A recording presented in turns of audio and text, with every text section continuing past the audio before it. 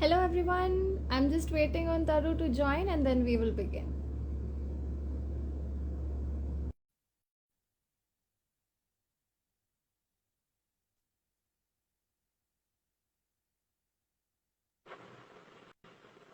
Hello? Hello, can you hear me? Yes, I can hear you. Can you hear me? Yeah, I can hear you from a different.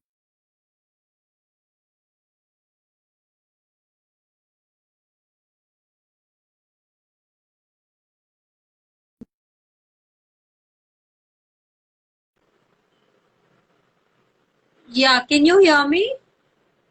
Yes, hello. I Hi. sorry, I'm facing a bit of an internet connection problem. Am I audible to you now? Yes, yes. Hello everybody, and welcome to another live session with us. And today we have the very great ultramarathoner Taru, and we are welcoming her today to Girls Buzz. And how are you doing, Taru? You wanna say something I'm about doing yourself? very well.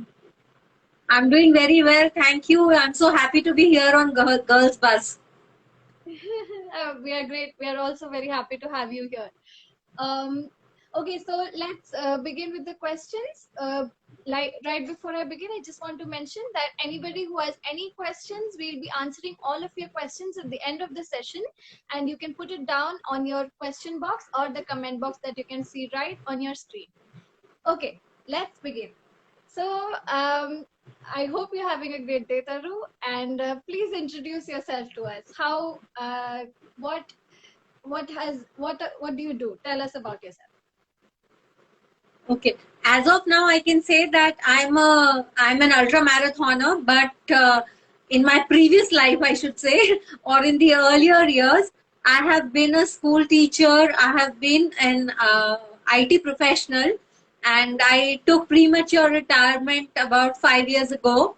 And I was a delivery head at that time, and I had a team of about 350 professionals reporting to me. And right now, I'm an ultra marathoner, and I also do other things like yoga, Pilates, Zumba, spinning, and other things. And I have also developed a latest hobby, which is dot mandala painting. Oh, I amazing. also I'm also learning a bit of Spanish. I had started learning it earlier, but after I retired, I've picked it up again. Wow, so you're pretty much all in one right now and having fun of it. So, tell us, what is your story behind your ultra marathoning? How did it begin? Is it like a mystery, or is this something that you've always wanted to do?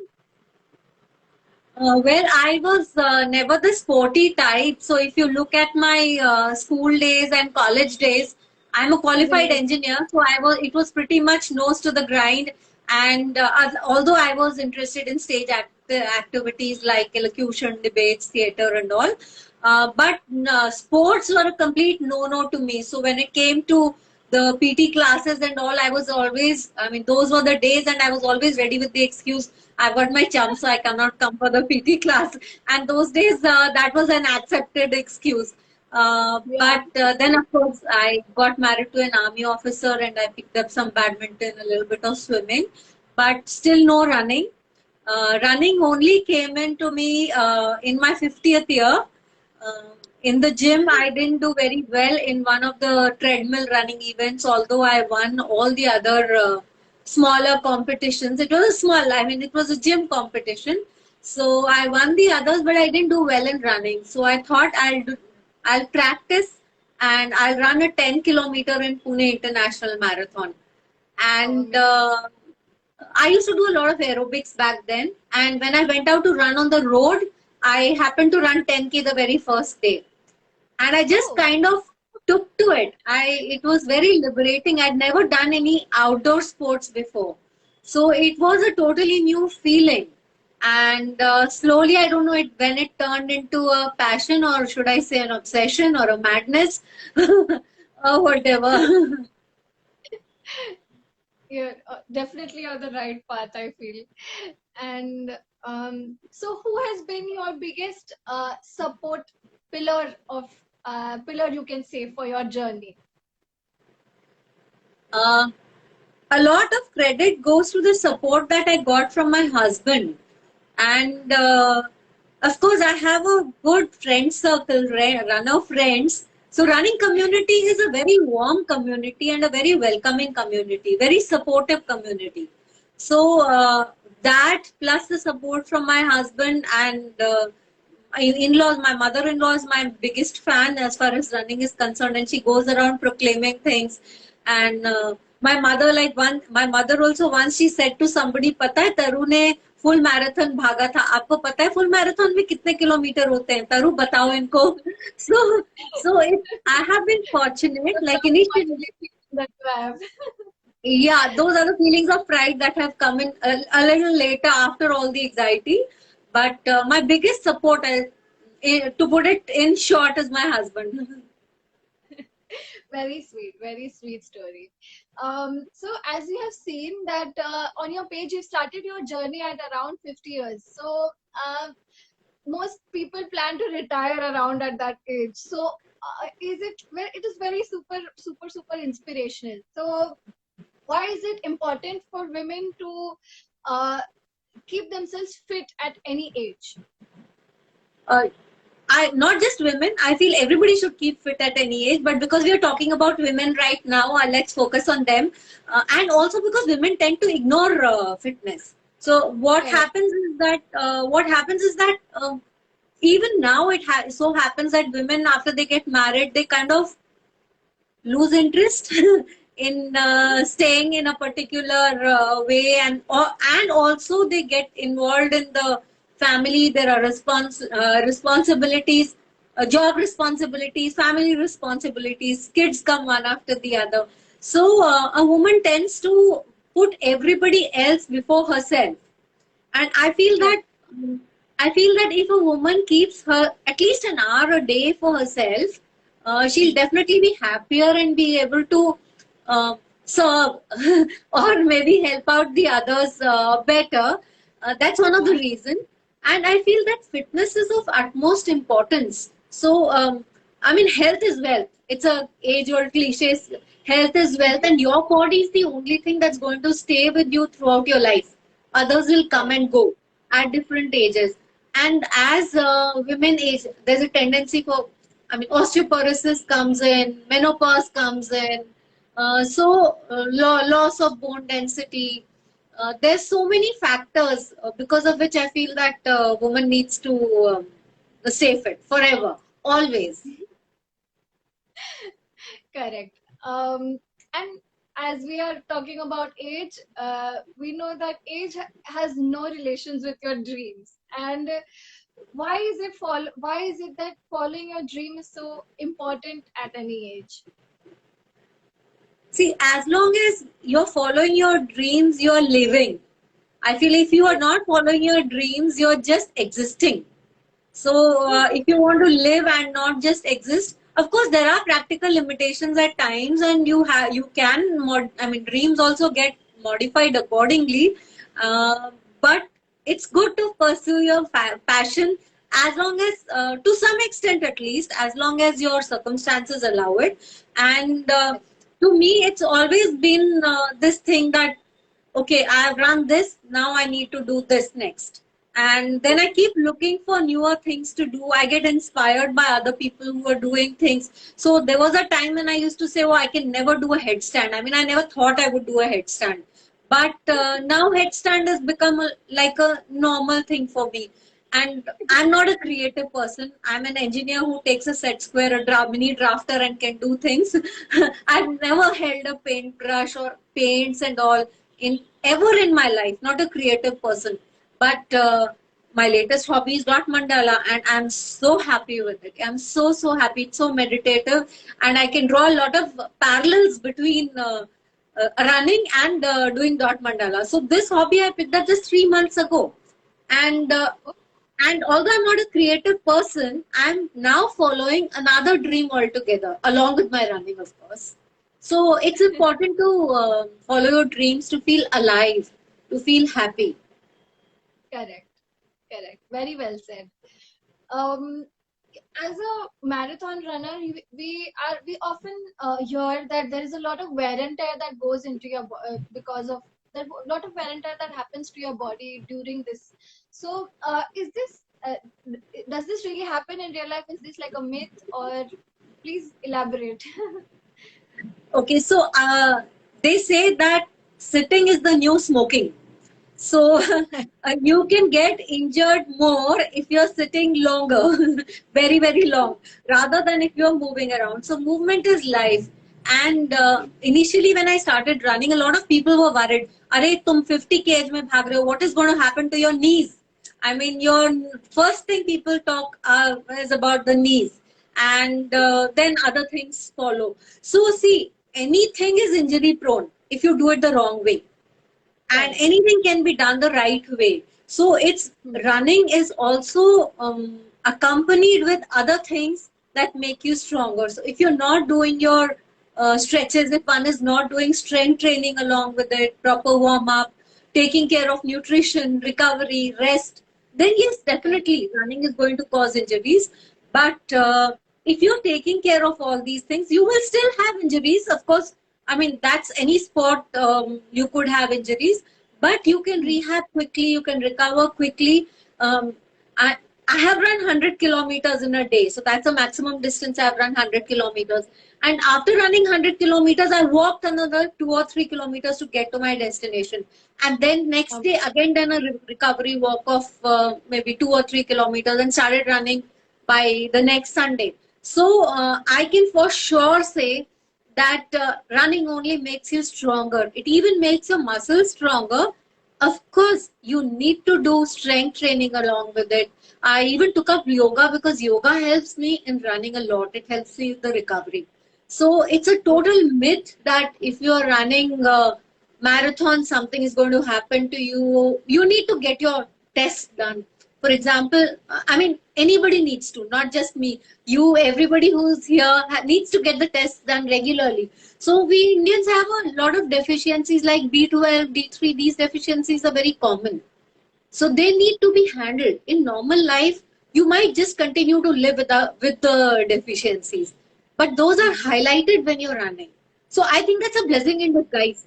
Because I never knew that I had low B12. And it was really low. But when I ran and somebody told me that I need to get these things tested, I wasn't getting them tested regularly. Now I do. And I came to know that these need to be corrected. So running is good. Running marathons is good with proper training and proper scaling up. Amazing. Yeah, exactly. As somebody is saying in the comments, kilometers look so minute when you talk about your journey, and I feel the same. Okay, moving on. What is your work regime? Do you always eat healthy food? And what does your cheat meal look like? Okay, so I'm actually the wrongest person in the world to talk about food. But I would say that I'm much, much improved since I started running. So I always mention this that before I started running, I used to have like a vada pav or a samosa almost every day, at least every weekday. And coming from the teaching background, we used to get chai and samosa at 11 o'clock every day. So I was used to it. Then being in IT, it used to come to our floor in the corridors, and that fresh smell of all this stuff used to really tempt me. But then I had IBS issues also. But then ever since I started running, I have started focusing a little more on my diet.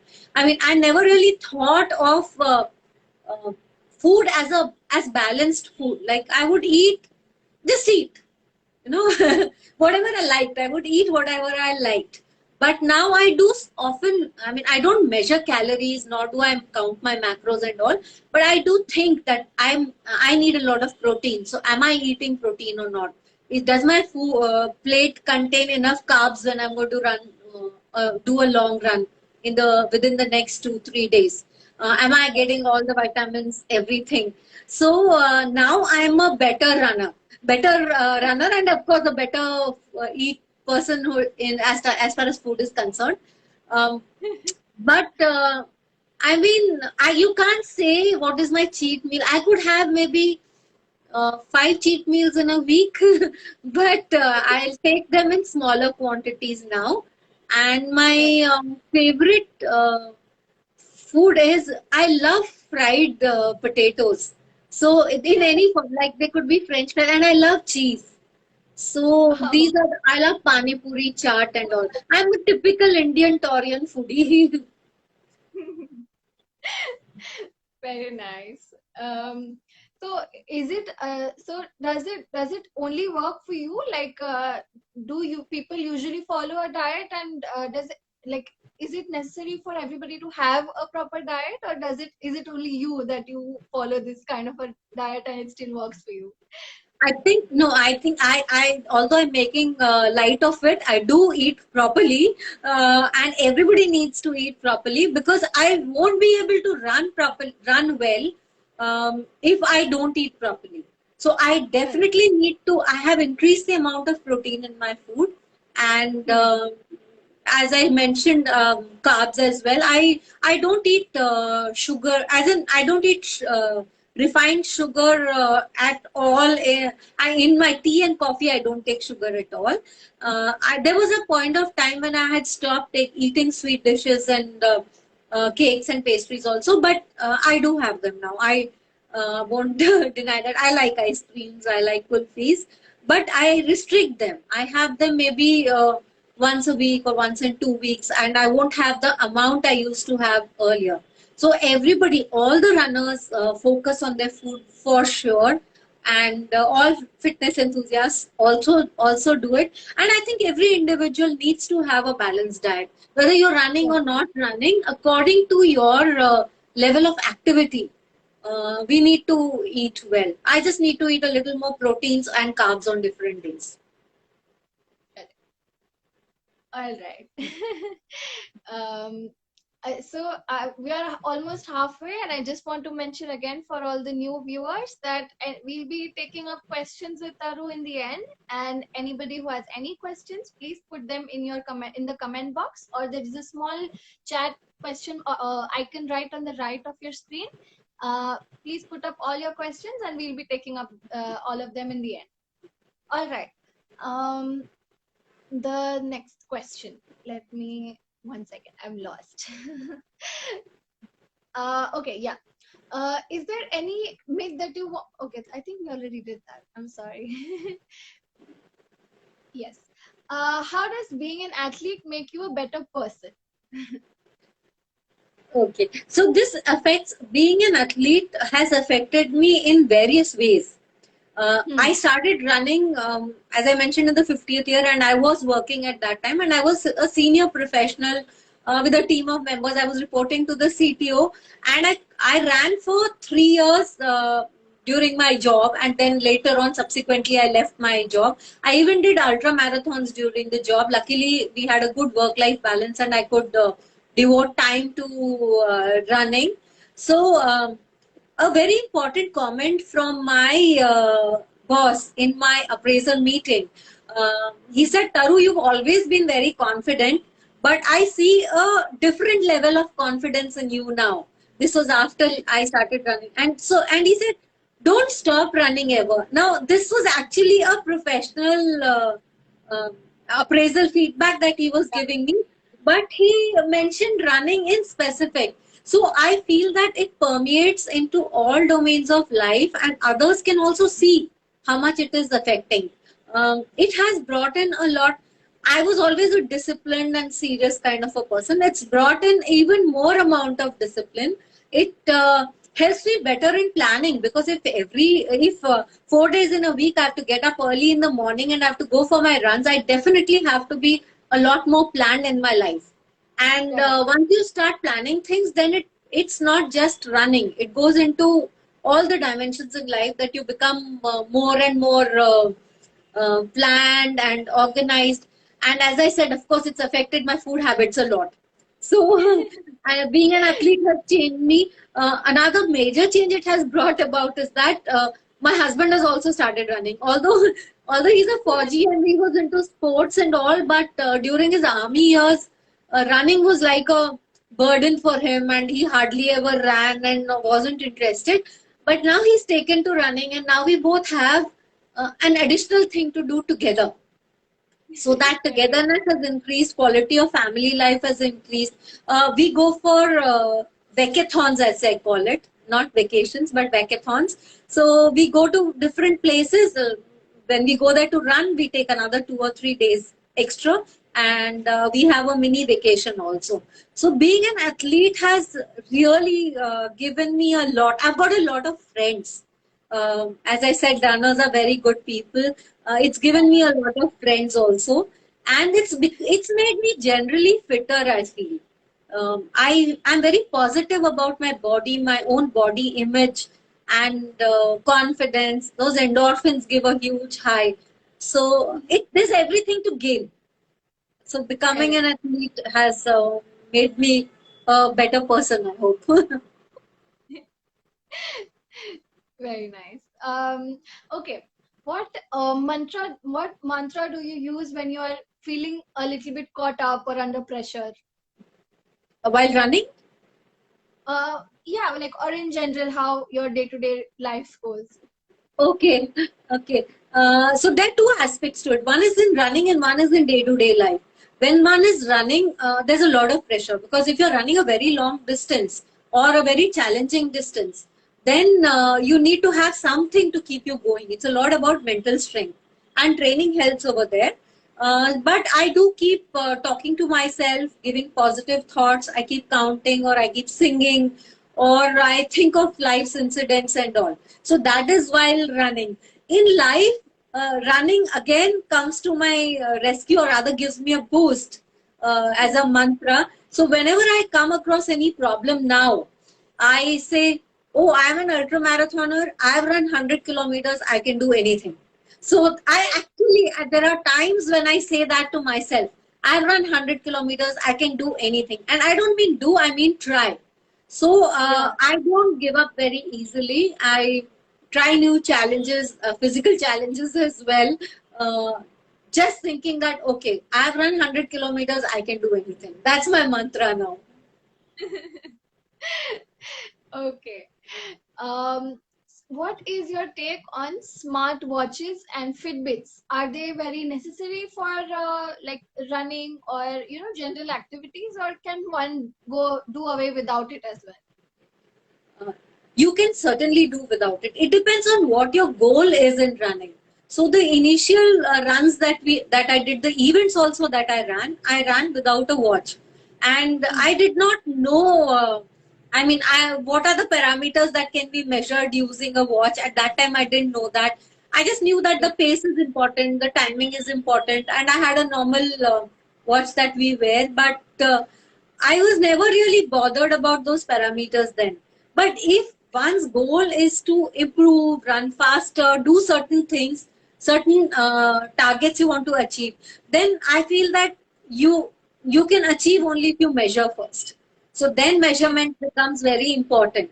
In that yeah, case, you would definitely need a watch, or if you want to keep a record and you want to go back and see how the run went, not in terms of feel, but in terms of specific measured parameters. My watch did not measure heart rate. I mean, although I've been running for 9 years, until 3 years ago, my watch did not measure my heart rate. But I had run the Comrades then. I had also run my 100-kilometer runs then, and I was perfectly fine with it. And then I bought a watch, not knowing that it would measure heart rate, but it happened to measure heart rate. And I feel it's become more of a problem when I see, look at my heart rate now. I feel I was far better off then. But then see, again, heart rate, knowing your heart rate can be a real savior at times. And it can help you in improving also. If it depends on how you use data. See, data is yeah, always, it's information, but depends on how you use it, analyze and use it. But I still say that if you're just running for happiness or working out for happiness, you don't really need any smartwatch or any gadget at all. correct. Okay. According to you, which is your your achievement that is closest to your heart? See, there was a time when I was very proud of having run the Comrades. We went to South Africa. There were very steep cutoffs, and we had to complete those 90 kilometers in 12 hours on so many hills. So I was very proud of that until I ran the border hell race. The hell race border ultra 100 kilometers. I ran that in Jaisalmer. It is a run from that goes from Jaisalmer to Longewal. Um, Oh, if you run 160, but a little short of that, I ran the 100 kilometers there. And the run starts at 12 in the afternoon, 12 noon it starts. And oh, at that time, the temperature is about 30 degrees. And it goes right. through the night. And the temperature falls to about 5 degrees. So Oh you my have to plan a lot of things, carry a lot of things. The aid stations are only at 10 kilometers distance. So you're carrying a God. lot of food on you, carrying a lot of clothes on you, and you're running through the desert. And in ultras, there are very few people, so you can't see anybody in front of you, you can't see anyone behind you. It's that black road with sand around it. It was, and it's the experience is surreal. One really has to do that to understand what it is, and it's a tough ultra. So Right. that I would call is my favorite run as well as a big achievement. Amazing. And congratulations to you for pulling that off because Thank you. Thank it sounds really difficult. Um, so coming back to your home base, being a mom, how what message would you like to give? What message would you like to give the moms out there who would like to choose a career of their choice at a later stage in their life? I feel that, I mean, I'm 58 now, and when I was a mom initially, there were very few options available to us. As in, this work from home and remote working and things like that were not there. And my husband being a Fauji, I had to travel to all remote places and such. So for me, the choice of career, keeping the family together and working was to become a teacher. There was no other option, although I was an engineer. And later, of course, I got an opportunity to get back into IT, which is a different thing. So I feel that moms nowadays have a lot of opportunities and they should not confine them only to what they have studied. There are a lot of avenues that are available and creative options are there. So, and I also feel that working is very, very important.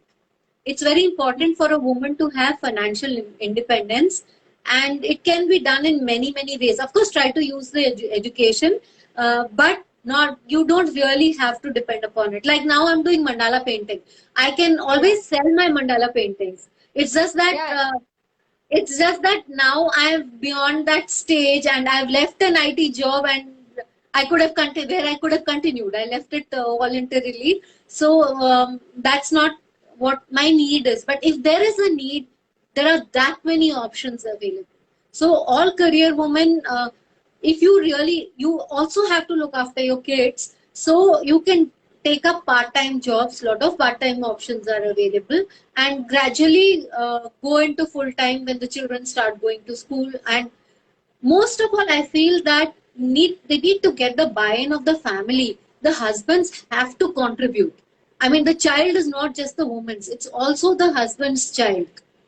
So I correct, have seen there correct. are times when husbands take a bit of a break or a shorter break so that the wife can return, or they stagger their timings. In fact, even for running, husbands and wives stagger their timings and days so that they can run and take care of children too.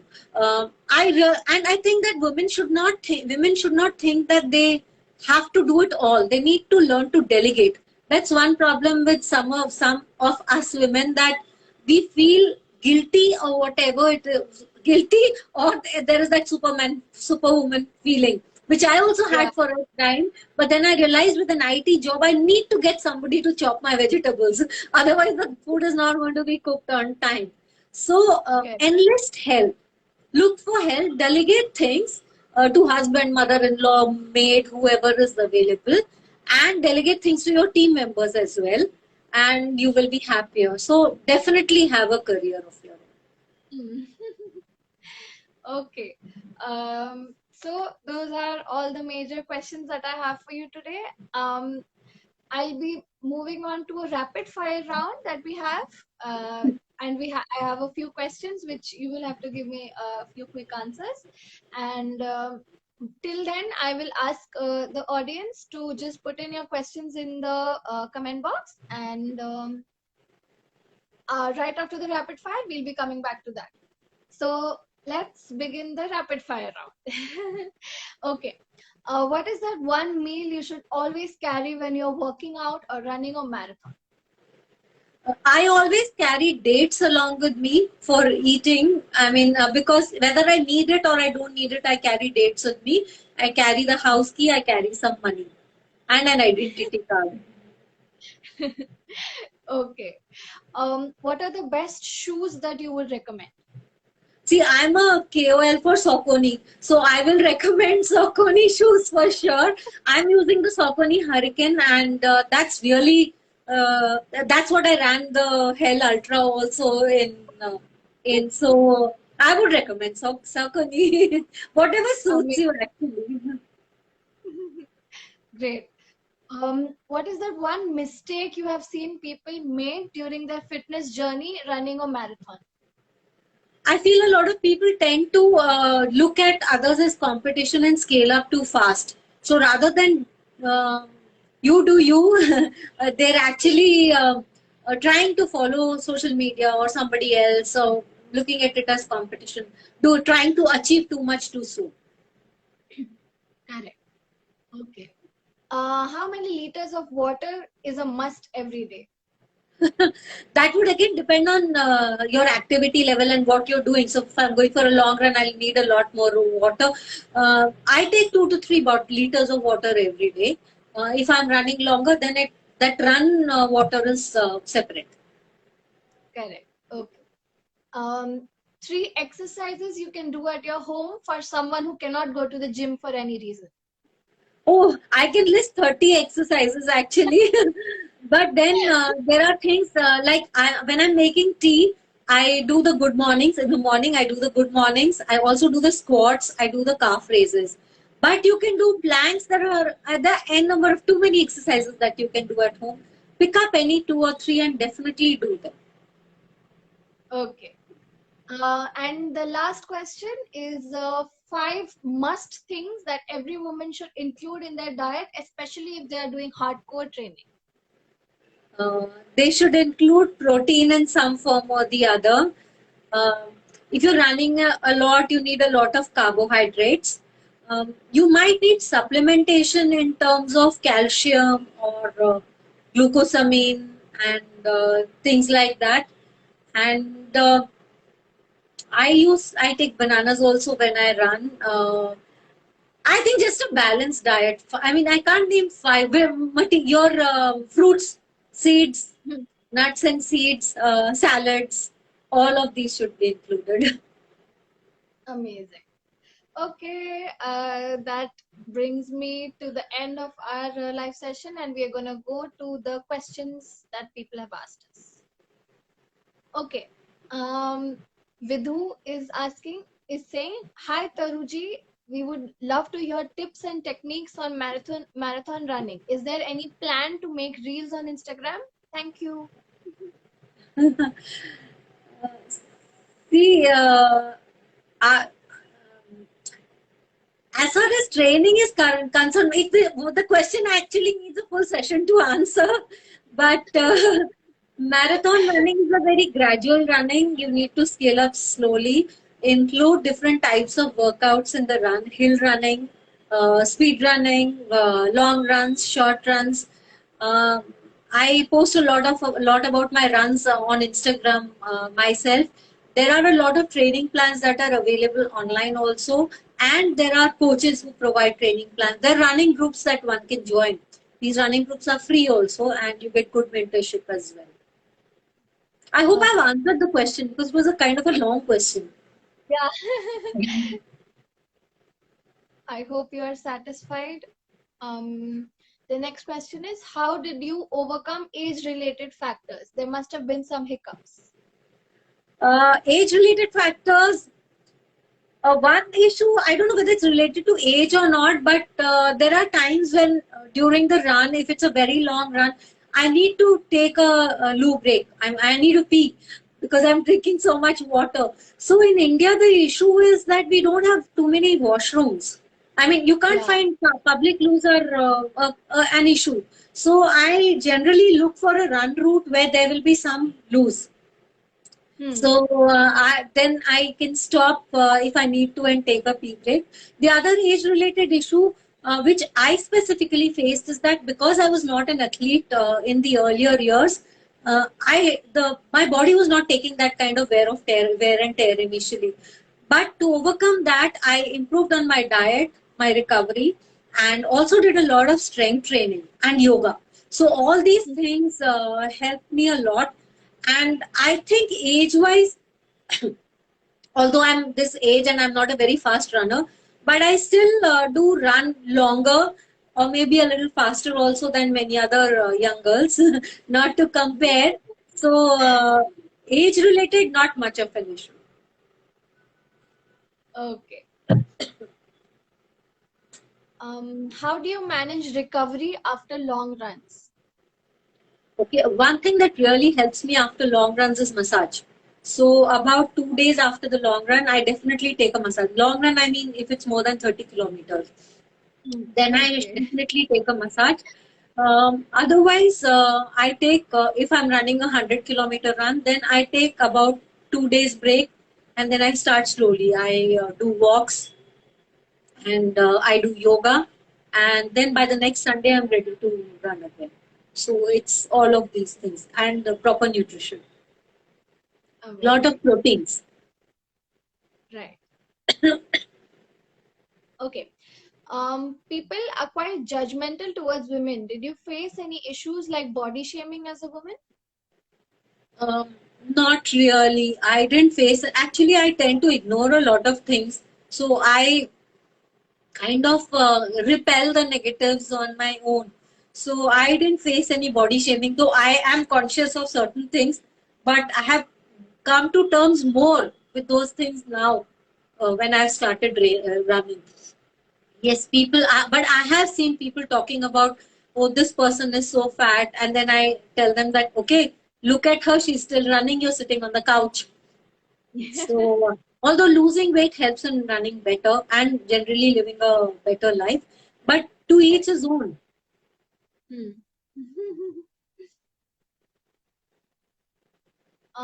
What was the exact feeling after 100-kilometer run? So I have done two such 100-kilometer runs. One of them I did way back in 2017, and one I did just last year. So when I did the 2017 run, I felt like a superwoman.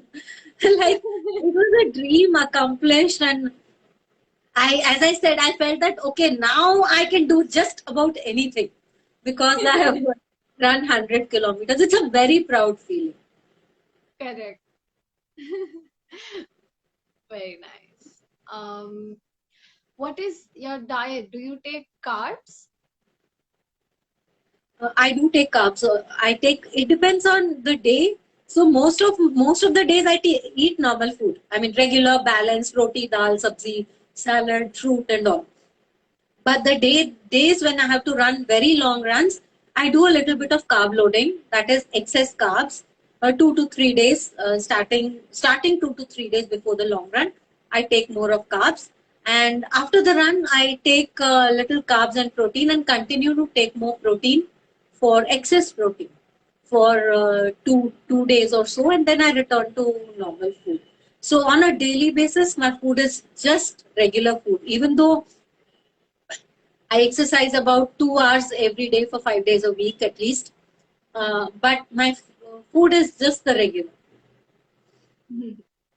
Okay. Um, how how to manage to stay fit and slim? Okay, so these are two different things. I feel fitness and slimness are totally two different things. So I would say I'm not slim, but I'm fit. So, and fitness to me is more important. I am not slim, so I will not be able to tell how to stay slim. But to stay fit, one needs to exercise regularly and eat proper food. Those are the two things. And stay happy, take adequate rest, drink enough water, take the supplements if needed. Correct. What proteins do you recommend since it's an important factor for muscle building? Uh, I'm not into muscle building, so I mean, not as in building muscle, but yes, the broken down muscle has to be repaired and built again. So for that, protein is needed. I think our regular food contains a lot of protein, our lentils, the eggs, chicken, and a lot of vegetables, and everything has the rice also has a bit of protein. Every food item that we eat has a little bit of protein. Right. Sprouts have protein, but if one wants to, one really needs to take a supplement. Sattu can be taken as a protein supplement. But there are a lot of other whey protein or pea protein that's available, BCA that's available in the market. And one needs Right. to choose after consulting a nutritionist. And because I'm not a nutritionist and not an expert in this field, I won't really recommend any synthetic protein. Natural proteins, we all have a huge list: tofu, paneer, a whole lot of things. Correct. Yeah, that is a repeat question. What are the sources of protein? How important is the support that a woman needs from her family to be able to pursue her dreams? If one has to stay in the family and stay happily in the family, then support is needed. How one enlists support, that is the important thing. You need a lot of diplomacy, and sometimes you might need to butter up somebody at home a little. And I see nothing wrong in doing that if you are able to achieve something good in return. So it's more of a give and take. So Hmm. I think support is needed. If one is really independent and not a part of a family, then it's your own mental strength. But Hmm. to exist, a person needs support. We are social animals, so we need support, definitely. How to avoid mental pressure? Now, this is like a wellness question. It- Yeah, he's not. This person is. I can't see the name. Is not very specific about mental pressure while running or mental pressure in life. yeah. You can do meditation in order to avoid mental pressure. Develop your own tools, positive thinking, reading good things, keeping yourself busy, getting involved in activities, to keeping positive people around you, or like me, start doing dotting. I can't sit and do meditation. So for me, making my dot mandala and doing my runs is meditation, and that takes away all mental pressure in my case. So you can find your own way of releasing the mental pressure or avoiding it. Correct. There is one question that is related to weight loss, but as Taru has mentioned before, she is not into weight loss, but she is into fitness. So I think this question is a little bit invalid. I'm sorry. I hope that we've answered all of your questions. Have I missed any? Please let me know. I'll wait for some time and then.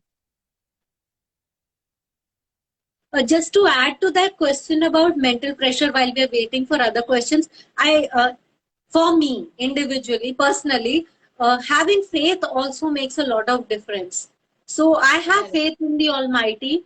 I mean, not just like one specific God as such, but I believe in lots of gods or God in general. And if you talk about my go-to God is Hanuman. So Bal Buddhi Vidya Dehu Mohi is what I say. So Hanuman is my go-to God. So I think having faith also helps a lot. Correct. I think nobody else has any questions for us today, so we can wrap up for today. And I hope, Taru, that you've had a good time with us today. And looking forward to work with you in the future and to see many more live sessions with you. Hope you had a wonderful day and all the best to you on your journey. Thank you so much. Thank you for inviting me. I enjoyed talking to you. Your questions were so very relevant for me. And I hope those who are listening in, I thank them all for joining in. And I hope they got responses or got the whatever they wanted from the session. Thank you So so much. any who has any other questions can put it in the comments after we post this live session, and maybe then we can take it from there as well. So we'll be putting up this entire live session back again, and if you have anything that you missed, then don't worry, we have got your back. So that's it for today from my end. I'm Umaima from Girls Bus, and thank you so much. Bye bye. See you. Thank you. All the best to Girls Bus too. Thank you so much. Bye bye.